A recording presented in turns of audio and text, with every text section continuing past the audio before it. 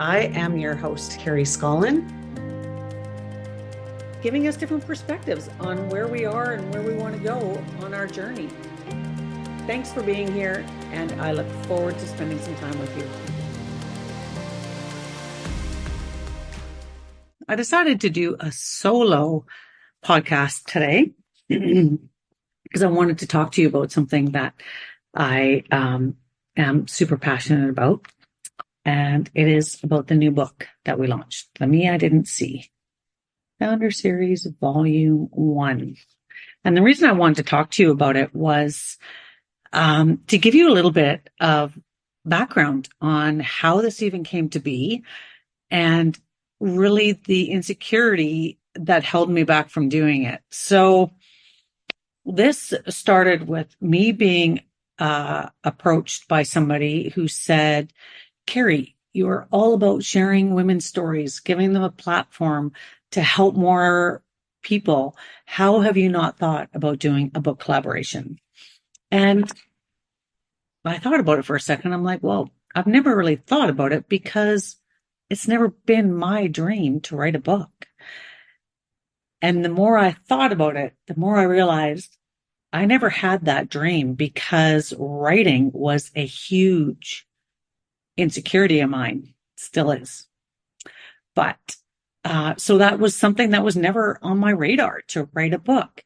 But when she put it to me as a way to share other women's stories and give them possibly more impact in the world, to share lessons that they've learned, for women to not feel alone when they read their stories and they connect with them.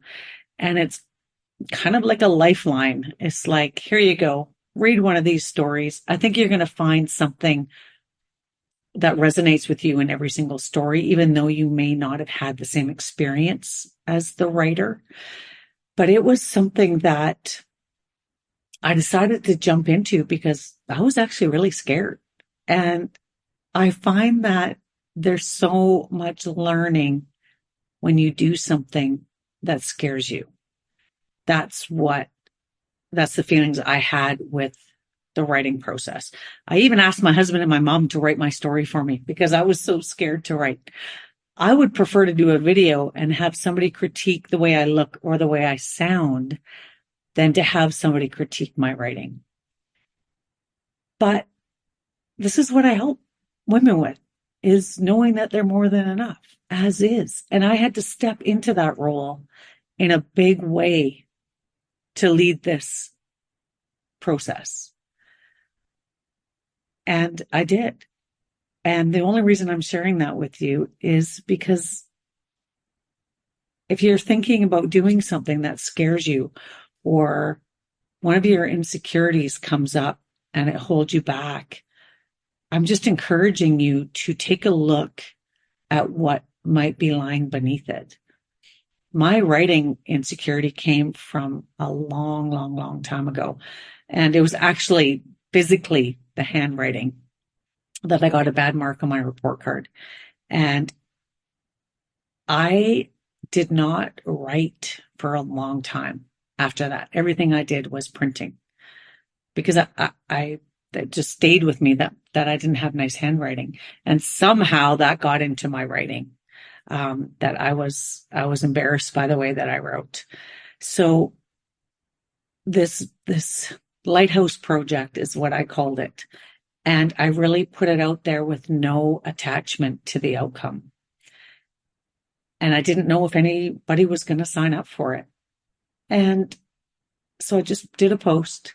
And I said, if you've ever thought about writing, if you've ever thought about sharing your story, this is an opportunity to join in with a group of women. We can do it together. That's what a collaboration is. We all had each other's backs, and it felt so right. The women that came in were the right women for this first project. We all went in with the same intention, with really coming from our heart, with a story that we had experienced, that we had gone through, that we could now share the lessons and the wisdom that came from that. And in the hopes that it would help one person. the feedback we've gotten is tremendous. It is heartwarming. It is humbling. It has been such an incredible experience facing my fear and really just facilitating a group of incredible women who had the courage to share, to open up, to be vulnerable in really the hopes of helping. And I couldn't be prouder of it. This is it, available on Amazon. 16 of us shared a story, and we were also guided by a beautiful editor named Michelle Ireland of Soul Spark Publishing and Chantel Adams of Chantel Speaks.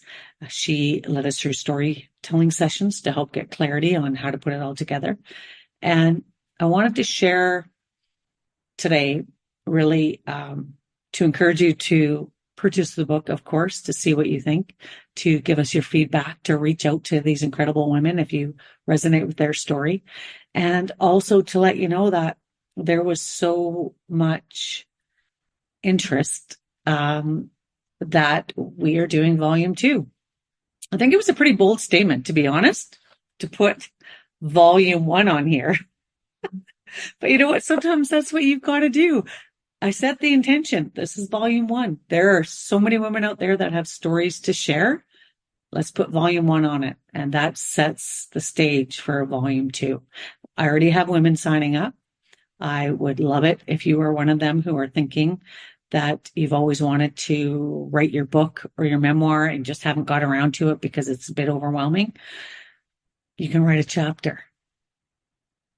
You can write a chapter. And you can leave a legacy. You can make a difference.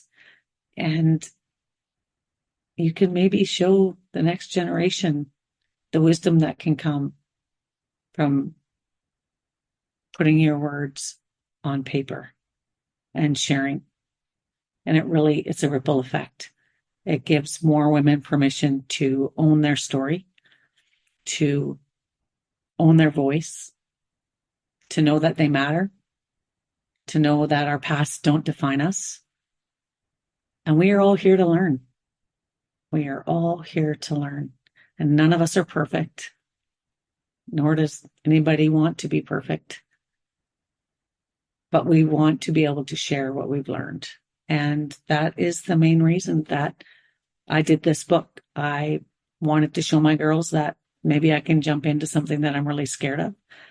And if there was a way that I could make a tiny bit of a difference in maybe these authors' lives that now have fulfilled a dream that they hoped, and also in the maybe chance that a person is going to pick this up, read this book, know that there's hope and know that they aren't alone. So I just encourage you, if there's something that you want to do, there's no better time than right now. You don't have to feel ready. You don't have to feel like it's going to happen eventually. You don't have to feel anything except you want to make a difference. You have a story. We all do, and our stories matter. So reach out if that's something that sounds like you want to embark on.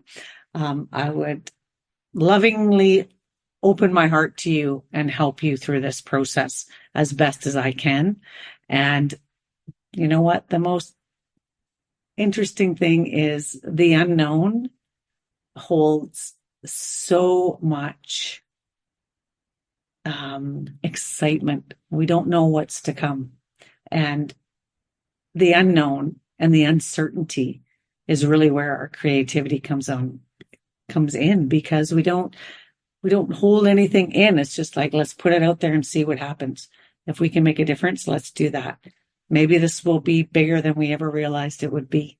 And we're doing it together in kind of the safety net of 16 possibly other women that are all sharing and creating a beautiful book that we have launched into the world. And I'm so excited about that. So that was it. It was a fear of mine. I did it anyways. It's out there.